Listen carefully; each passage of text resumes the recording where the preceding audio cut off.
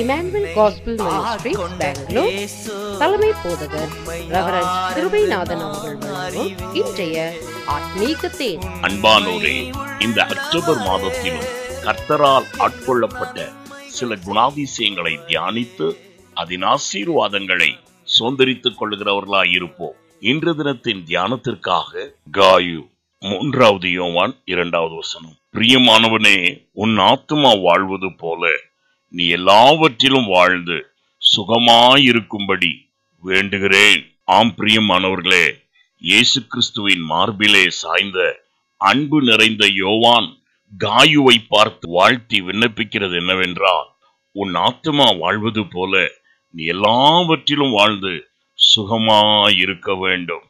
God wants you to prosper and be a successful person in all things. ஏனென்று சொன்னால், காயு சத்தியத்தில் நடக்கிறதான ஒரு மேன்மையான மனிதன்.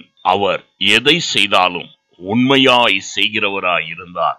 அவருடைய அன்பை குறித்து சபை நற்சாட்சி சொல்லுகிறதாய் இருந்தது. எனவே வேதம் இவ்விதமாய் அவரை வாழ்த்துகிறது, நீ எல்லாவற்றிலும் சுகித்து வாழ வேண்டும். ஆம், கர்த்தருடைய பார்வைக்கு பிரியமானதை செய்வோம். நம்முடைய தேவனாகிய கர்த்தர் நம்மை ஆசீர்வதிக்க வல்லவராயிருக்கிறார்.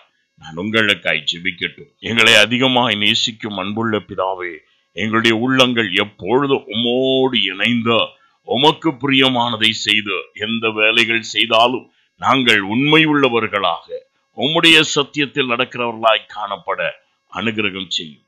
இயேசுவின் நாமத்தில் பிதாவே, ஆமென். God bless you.